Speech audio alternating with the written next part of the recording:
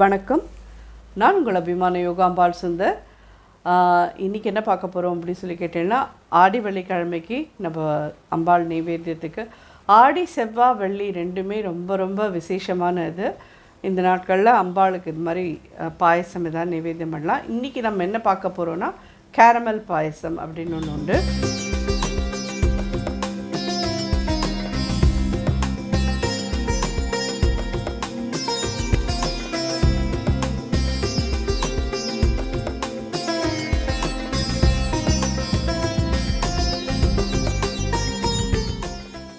இதில் 1.5 லிட்டர் பால் நான் அதை கொட்டி காய்ச்சி வச்சுட்டுருக்கேன். இந்த 1.5 லிட்டர் பாலுக்கு நம்ம கையால் ஒரு பிடிச்ச பொடி அரிசி அண்ட் ஒரு ஒரு ஒரு ஸ்பூன் எக்ஸ்ட்ராவாக போட்டுக்கோங்க. அவ்வளோதான். இந்த அரிசி ஜஸ்ட்டு களைஞ்சிட்டு வச்சுருக்கேன். இதை 2 தடவை தண்ணி விட்டு நல்லா வாஷ் பண்ணிவிட்டு எடுத்து வச்சுருக்கேன். இதை நல்லா மிக்சியில் போட்டு கொஞ்சம் ரவையாக கொஞ்சம் பெரிய ரவையாகவே இருக்கட்டும் பவுட்ரு பண்ணி எடுத்துன்னு உங்களை பார்க்குறேன். ஆக்சுவலி இது நம்ம அடியில் சர்க்கரையை போட்டு கேரமலைஸ்ட் ஆக்கிட்டு அதுக்கு மேலே நீங்கள் பாலை விட்டு அதுக்கப்புறமா கூட பண்ணலாம். நான் ஏன் கேரமலைஸ் தனியாக பண்ணி இதில் விடுறேன் அப்படின்னு சொல்லி கேட்டேன்னா 2 விஷயம். ஒன்று என்னென்னு கேட்டேன்னா, அடியில் போட்டு நம்ம கேரமலைஸ் பண்ணிவிட்டு பால் அப்படியே ஜில்லுன்னு விட்டோன்னு வச்சுக்கோங்களேன், அது அப்படியே அடியில் அப்படியே கட்டி மாதிரி ஆகிடும். அது கரையிறதுக்கு கொஞ்சம் நாள் ஆகும். நீங்கள் அதுக்குள்ளே டென்ஷன் ஆகி பயந்து போயிடுவேன். அந்த மாதிரி அப்படியே மூடிட்டேனாலும் அடியில் பிடிச்சி போன மாதிரி வாசனை வந்துடும். ஸோ அதுக்கு இடம் கொடுக்காம நம்ம வெளியில் பேனில் கேரமலைஸ் பண்ணி இதில் விட போகிறோம். பாலும் சூடாக இருந்து கேரமலும் சூடாக இருந்ததுன்னா அது ஒன்றுக்கு ஒன்று அது மிக்ஸ் ஆகிடும். பால் ஜில்லுன்னு இருந்து கேரமல் நல்ல சூடாக இருக்கிறச்சே நம்ம பாலை விட்டோன்னா அப்படியே கட்டி மாதிரி அடியில் பிடிச்சின்றோம். அதுக்கோசரம் தான் நான் அந்த மாதிரி வெளியில் பண்ணி இப்போ விட போகிறேன். வேறு ஒன்றுமே இல்லை.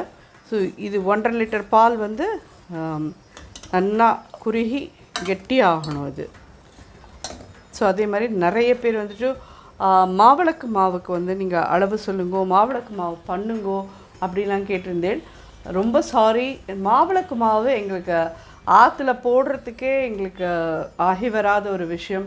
ஸோ நான் கேட்டபோது எங்கள் மாமியார்லாம் முன்னாடி சும்மா பேருக்கு கூட நீ ஆற்றுல இது பண்ணிடாத அப்படின்னு முன்னாடியே சொல்லி வச்சுருந்தா என்கிட்ட. நான் அதனால உங்களுக்கு நான் எந்த வீடியோ வேணாலும் நான் பண்ணுறேன். அது எனக்கு பண்ணுறதுக்கு எங்களுக்கு ஆற்றுல இது பண்ணுறது, ஏன்னா எங்கள் குலதெய்வம் கோவிலில் மட்டும்தான் நாங்கள் எப்போ போகிறோமோ அப்போ நாங்கள் மாவிளக்கு போட்டுட்டு வரோம். உங்களுக்கு மாவிளக்கு மாவு போடுறது எப்படின்னு மட்டும் வேணால் நான் சொல்லிடுறேன். நான் வரட்டரிசி மாவில் போடுறேன்னா அரிசியை நீங்கள் அப்படியே கொடுத்து மெஷினில் கொடுத்து நல்லா அரைச்சி வாங்கிட்டு வந்துருங்கோ. நல்லா ஆற்றுல அரிசியை நல்லா தொடச்சிட்டு அதுக்கப்புறம் மிஷினில் கொடுத்து அரிசியை அரைச்சி வாங்கிட்டு வந்துட்டு, நீங்கள் எவ்வளோ அரிசி இப்போ 1/2 கிலோ அரிசி எடுத்துன்னு போய் அரைச்சி பச்சரிசியில் தான் மாவிளக்கு மாவு போட முடியும். பச்சரிசி கொடுத்து அரைச்சி எடுத்துன்னு வந்தேன் அப்படின்னு சொன்னால் அதுக்கு 200 கிராம் கிட்டக்க உங்களுக்கு நாட்டு சக்கரை வெள்ளை சக்கரை தேவை. 200-250 வேணாலும் நீங்கள் போட்டுக்கோங்க. இது ரெண்டையும் நல்லா முதல்ல ஒத்தாப்பில் ஒரு தாம்பாளத்தில் கொட்டி மிக்ஸ் பண்ணிவிடுங்க. உங்கள் கையால் நல்லா அந்த நாட்டு சர்க்கரையோட கல்லெல்லாம், அதாவது உருண்டையாக இருக்கும் சம்டைம்ஸ், அதெல்லாம் இல்லாத ஒத்தா மாதிரி அரிசியும் நாட்டு சர்க்கரையும் ஒன்றா மிக்ஸ் பண்ணிவிட்டு, நாங்கள் என்ன பண்ணுவோன்னா இளநீர், அதாவது தேங்காய் உடச்சி வைக்கிறோம் பார்த்தீங்களா, 2 சைட்லேயும் 2 காய் உடைப்போம். எங்கள் ஆற்றுலலாம் கோவிலில் நாங்கள் அப்படி தான் பண்ணுவோம். அந்த 2 காயோட இளநீயும் இந்த மாவில் விட்டு நல்லா கலந்துருவேன். கலந்ததுக்கப்புறம் பார்த்தீங்கன்னா அது கெட்டியாகிடும். அதை ஒரு நுனி வாழை இலையில் போட்டுட்டு கீழே நீங்கள் அம்பாள்கிட்ட மாவிளக்கு மாவு போடுறதுக்கு முன்னாடி எழக்கோலம் போட்டு அதில் நுனி இலையை போட்டு இந்த தாம்பாளத்தில் நீங்கள் கலந்து வச்சுருக்கீங்க பார்த்தீங்களா, இதில் நல்லா பிசைஞ்சு அழகாக மலை மாதிரி அதை இது பண்ணி நடுப்புற 2 குழி பண்ணிக்கோங்க. 2 குழி இருக்கணும். இந்த 2 குழியிலையும் நல்லா தழும்ப நெய் விடுங்கோ. மேலே ஒரு பஞ்சு திரியை அடியில் அப்படி என்ன சொல்கிறது, கொடை மாதிரி கடையில் எல்லாமே இப்போ கிடைக்கிறது மாவிளக்கு மாவு போடுற அந்த திரியை அதில் நிற்க வச்சு நல்லா நெய்யில் முக்கிடுங்கோ. அப்போ நெய்யில் அது உடனே நீங்கள் ஏற்றினேன்னா நெய் அது திரியிலெல்லாம் ஃபுல்லாக பிடிச்சிக்கலன்னா அணைஞ்சு போகும். அது மனசுக்கு ரொம்ப கஷ்டமாக இருக்கும். நல்லா நெய்யில் முக்கி அது நல்லா ஊறிடுத்து ஃபுல்லாக திரி ஃபுல்லாக நெய் இதாகிடுது அப்படின்னு தெரிஞ்சதுக்கப்புறமா இந்த மாவிளக்கு மாவோட இந்த 2 விளக்குக்கும் 4 சைட்லேயும் சந்தன குங்குமம் இடுங்கோ. அதுக்கப்புறமா அதுக்கு வந்து மாலை மாதிரி மல்லி ஏதான ஒன்று பூ மாதிரி சாத்துங்கோ. 2 பக்கமும் வெத்தலை பாக்கு பழம் எடுத்து வைங்கோ. ஒரு 5 வெத்தலை பாக்கு, 2 வாழைப்பழம். நீங்கள் உடச்சி இளநீர் இந்த இதில் விட்டு செஞ்சுருக்கேன் பார்த்தீங்களா, இது எங்காத்து வழக்கம். அதனால நான் சொல்கிறேன், இளநீர் விடலை நாங்கள் அப்படின்னு சொன்னால் பால் விட்டு பிசைஞ்சிக்கிறேன்னா பிசைஞ்சிக்கோங்க. துளியும் பால் விட்டு பாக்கி தண்ணி விட்டு பிசைஞ்சிருந்தாலும் உங்களோட சௌரியம். இந்த தேங்காய் 2த்தையும் இந்த வெத்தலை பாக்கோடு வச்சுட்டு வழக்க ஏற்றிட்டு நீங்கள் வந்து அம்பாள்கிட்ட என்னெல்லாம் ஸ்லோகம் படிக்கணுமோ அதெல்லாம் படிச்சுட்டு சௌந்தர்ய லஹரி, லலிதா சஹஸ்ரநாமம், அபிராமி அந்தாதி எது வேணால் உங்களுக்கு எது படிக்க முடியுமோ, எது சௌகரியமோ இது எல்லாத்தையும் நீங்கள் படிச்சுட்டு அதுவாகவே மலையேறுற சமயத்தில் அதுக்கு வந்து ஏதான ஒரு நைவேத்தியம் பண்ணுங்க. பாயசம் ஏதான ஒன்று பண்ணி நைவேத்தியம் பண்ணிவிட்டு அதுக்கப்புறம் அந்த வழக்கை வந்து அதாவே அணைய விடாதீங்க. அந்த திரியை மட்டும் எடுத்து நம்ம பார்த்து விளக்கு இருக்குது பார்த்தீங்களா, அதோட பாதத்தில் கீழே வச்சுடுங்க. குத்து விளக்கு இருக்கும் இல்லையா, குத்து விளக்குக்கு கீழே ஒரு ரவுண்டாக ஒரு இது இருக்கும் பார்த்தீங்களா, அதில் எடுத்து வச்சுருங்கோ. அதுக்கப்புறம் அதாவே மலை ஏறிக்கும். நீங்கள் வந்து இதை மிக்ஸ் பண்ணி அதில் கொஞ்சமாக நெய் இருக்கும் பரவாயில்ல, அதோடு மிக்ஸ் பண்ணிவிட்டு எல்லாருக்கும் வெத்தலை பாக்கோட கொஞ்சம் மாவிளக்கு மாவையும் வச்சு எல்லாருக்கும் கொடுங்கோ. ரொம்ப விசேஷம் இது. நாங்கள் எங்காத்தில் பண்ணுற விதத்தை உங்களுக்கு சொன்னேன். இதில் ஏலக்காய் பொடி போட்டுக்கிறது உங்கள் சௌகரியம். இதெல்லாம் அவாவால் ஆற்றுல எப்படி பண்ணுவேளோ அப்படி. நாங்கள் கோவிலுக்கு போகிறோம் அங்கே தான் பண்ணுறோம் அப்படிங்கிறதுனால நான் ஏலக்காய் பொடியெலாம் எடுத்துன்னு போக மாட்டேன். வரட்டரிசி மாவு எடுத்துன்னு போவோம். நாங்கள் வந்து அதே மாதிரி வெள்ளை சக்கரை எடுத்துன்னு போவேன். நெய், நல்ல பசு நெய் எடுத்துன்னு போவேன். இல்லைனா ஆற்றுலேயே நெய்யை வாங்கி காய்ச்சி, இதை வெண்ணெயை வாங்கி காய்ச்சி நெய் எடுத்துன்னு போவேன். திரி எடுத்துன்னு போவோம். இவ்வளோ தான் நாங்கள் பண்ணுவோம். நாங்கள் எப்படி பண்ணுவோமோ அதை அப்படி சொல்லியிருக்கேன். ஸோ இது ஒத்துத்தராத்தில் ஒரு மாதிரி வழக்கம் இருக்கும். நான் இப்படி சொல்கிறேனே அப்படின்னு சொல்லிட்டு இப்படி பண்ணுறேன்னு சொல்லிட்டு நீங்கள் சொல்லாதீங்க. உங்கள் ஆற்று பெரியவாள்கிட்ட கேட்டுக்கோங்க. எப்படி வழக்கமோ அந்த மாதிரி நீங்கள் பண்ணிக்கோங்க. எல்லா ராத்துலேயும் ஒரு வழக்கம் இருக்கும். அந்த வழக்கம் பிரகாரம் தான் பண்ணணுமே ஒழிய நம்ம வந்து ஒரு யூடியூப்பில் புதுசாக ஒரு இது கேள்விப்படுறோம், புதுசாக ஒரு இது பார்க்குறோம்னு சொல்லிவிட்டு அது பிரகாரம் பண்ணக்கூடாது. அதனால் எனக்கு தெரிஞ்சதை நான் சொல்லியிருக்கேன். இது உங்களுக்கு உபயோகமாக இருக்கும்னா நீங்கள் அந்த மாதிரி பண்ணிக்கோங்க. அரிசி பத்தினா இந்த மாதிரி பெரிய ரவையாக உடச்சிக்கோங்க. என்ன அரிசி எடுத்துக்கலாம் அப்படின்னு கேட்டிங்கன்னா பச்சரிசி உங்கள் சௌகரியம், இல்லை பாஸ்மதி அரிசி உங்கள் சௌகரியம். எது நீங்கள் போட்டாலும் போடலாம்.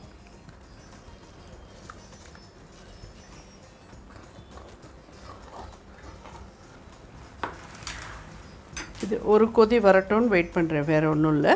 ஸோ மாவிளக்கு மாவை பற்றி உங்கள் எல்லாருக்கும் நீங்கள் நிறைய வருஷமாக என்னை கேட்டுருக்கேள் தெரியும். பட் இருந்தாலும் நான் அதை போடாததுக்கு காரணம் இது தான். எங்கள் ஆற்றுல போட்டு வா, அது போட்டால் ஆகி வரவே வராது.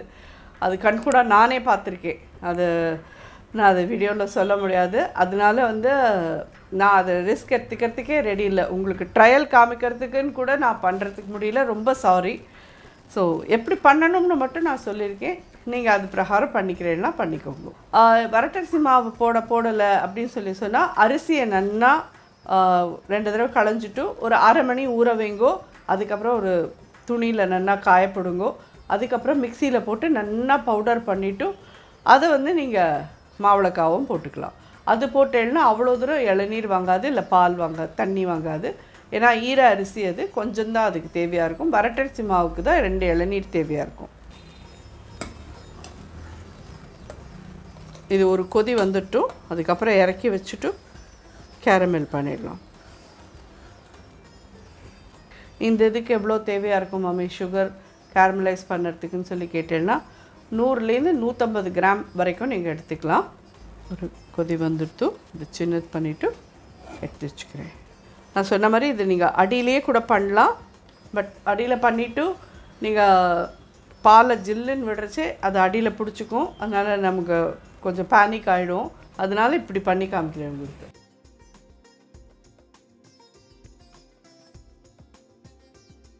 ஸோ நல்ல ஸ்வீட்டாகவே வேணுங்கிறவா நல்லா 200 கிராம்ஸ் கிட்டக்க எடுத்துக்கோங்க. கப்பால் இந்த 1 கப் அளவு இருக்குது பார்த்தீங்களா, அதால் 1 எடுத்துக்கோங்க. நான் 3/4 தான் எடுத்துட்டேன். பால் உங்கள் சௌகரியம். ஃபுல் க்ரீம் வேணும்னு அவசியம் இல்லை. இந்த க்ரீன் கலர் பால் வாங்கினாலும் ஓகே, ஆர் ப்ளூ ஃபைன், எதுவாக இருந்தாலும் ஓகே. உங்களுக்கு எந்த பால் கிடைக்குமோ அதில் பண்ணிக்கோங்க. கேரமலைஸ் எப்படி பண்ணுறதுன்னு நிறைய வீடியோவில் சொல்லியிருக்கேன். இருந்தாலும் உங்களுக்கு ஒரு தடவை பண்ணி காமிச்சிடுறேன். இப்போ தெரியுறதா உங்களுக்கு? நம்ம உதிரி உதிரியாக போட்ட சர்க்கரை வந்துட்டு கல்கண்டு மாதிரி ஆயிருக்கு. இந்த மாதிரி ஒரு பேன்லேயோ ஒரு இல்பச்சட்டிலையோ பண்ணிட்டு அதில் விட்டேன்னா கூட உங்களுக்கு அது ஈஸியாக ஆகிடும். பார்த்தீங்கன்னா இப்போ மெல்ட் ஆக ஆரம்பிச்சிடுது கல்கண்டு மாதிரி ஆனதெல்லாம். ஆனால் கைவிடாமல் கலந்துட்டே இருங்கோ. தீஞ்சு போயிடுத்துன்னா எதுக்குமே பிரயோஜனம் இல்லாமல் போயிடும். அதுதான் மீடியம் ஹையில் வச்சுட்டே பண்ணுங்க. இது நல்லா டார்க் ப்ரௌன் ஆகணும். ஆனால் அதுக்குன்னு கரிஞ்சு போயிடக்கூடாது. எக்ஸாக்ட்லி இது வரத்துக்கு வந்து உங்களுக்கு 5 to 7 minutes வந்துடும் இந்த மாதிரி. இந்த ஸ்டேஜில் இதில் ஒரு 1/4 கப் தண்ணி விடுறேன்.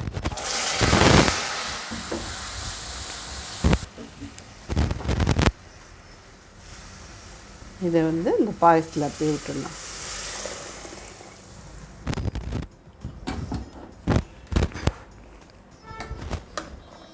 இந்த பாலில் சேர்த்துட்டோம். இப்போ இதோடு சேர்த்து குக்கரை மூடி போட்டு கலரே எப்படி பிங்க் ஆகிட்டு தெரியறது அவங்களுக்கு. ஸோ இது ப்ரெஷர் வருது பார்த்தீங்களா? இந்த மாதிரி ஸ்டேஜில் வெயிட் போட்டு சின்னதாக வச்சுருங்கோ. கம்ப்ளீட்டாக அடுப்பை வந்து சிம்லேயே இருக்கட்டும். பார்த்தெல்லாம் தெரியும், சிம்மில் வச்சுருங்கோ.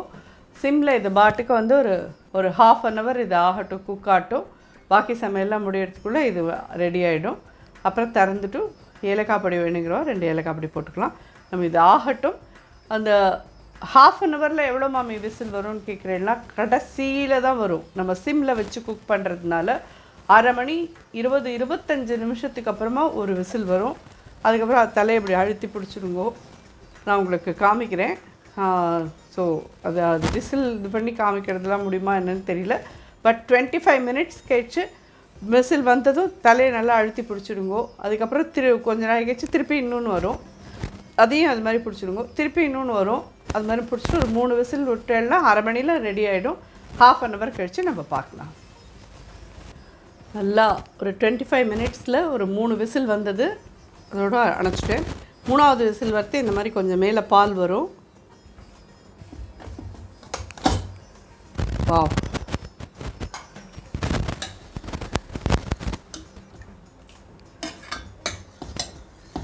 நல்லா ஜோராக ரெடி ஆகிடுது. நம்ம இந்த ரைஸ் வேறு ரவையாக பொடி பண்ணி போட்டிருந்தோம் பார்த்தீங்களா? எல்லாமே சேர்ந்து ரெடி ஆகிடுது. இந்த கேரமல் நம்ம பண்ணி போட்ட கலர்லேயும் இது வந்திருக்கு. இந்த ஸ்டேஜில் இந்த வாசனையோடே இருக்கிறது போகிறோம் அப்படிங்கிறவா அப்படியே விட்டுருணும். அப்படி இல்லைன்னா ஜஸ்ட் ஒரு சின்ன பிஞ்ச் ஏலக்காய் பொடி திறந்து வச்சு ஒரு 2 கொதி வாங்குங்கோ. இதில் இருக்கிற இந்த சுகர் போகிறோம் என்ன கேட்டேன்னா. இதுக்கு மேலே உங்களுக்கு வேணும் அப்படிங்கிறவா கண்டென்ஸ் மில்க் விட்டுக்கிறேன். இன்னும் ரிச்சாக வேணும் அப்படிங்கிறவா கண்டென்ஸ் மில்க் விட்டுக்கிறேன்னா விட்டுக்கோங்க. பட் இந்த 1.5 liter இதுக்கு வந்து 150 grams சுகர் கண்டிப்பாக போகிறோம். இல்லை 200 grams சுகருக்கு மேலே நிச்சயமாக தேவையே இல்லை. அவ்வளோதான் தேவை, அதுக்கு மேலே வேண்டாம். ஸோ இது ஜோராக ரெடி ஆகிடுது. பார்த்தாலே உங்களுக்கே தெரியும் எவ்வளோ க்ரீமியாக இருக்குது பாருங்க. இது ஏன்னா இந்த ரைஸை வந்து நம்ம இப்படி கொஞ்சம் நாள் இதோட சேர்த்து அமர்த்தி விட்டு இது பண்ணோன்னா நல்லா வெந்துடுத்து. இருந்தாலும் இந்த ரைஸ் இதோட பாலோடு நல்லா சேர்ந்துடுத்துன்னா நல்லா க்ரீமியாக இருக்கும். அப்படி அதுக்கு தான் திறந்து வச்சு கொஞ்சம் நாள் கொதிக்க விடுறது. ஜோராக ரெடி ஆகிடுது. இந்த ஸ்டேஜில் வந்துட்டு நட்ஸ் எல்லாம் பொரிச்சு போட்டுக்கிறேன்னா உங்கள் சௌகரியம். அப்படியே வச்சுக்கிறோம் அப்படின்னாலும் உங்களுடைய சௌகரியம். நான் இன்றைக்கி வந்து ஒரு 4 நட்ஸ் இதில் பொரிச்சு போடுறேன். நல்லா கொதிக்கிறது பற்றியெல்லாம் இந்த ஸ்டேஜில் இந்த ரைஸ் எப்படி ஸ்மாஷ் பண்ணி விடுங்க கரண்டியால். நல்லா ஆல்ரெடி வெந்துடுத்து அது. ஸோ இதை இறக்கி வச்சுக்கிறேன்.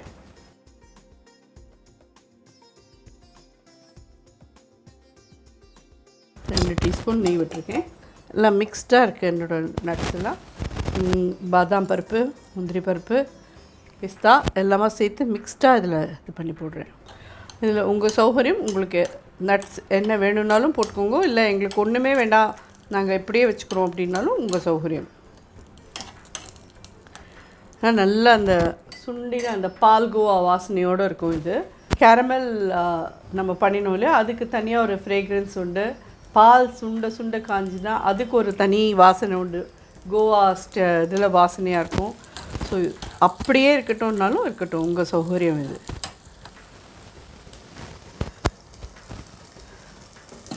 ஜோரான கேரமல் பாயசம் ரெடி.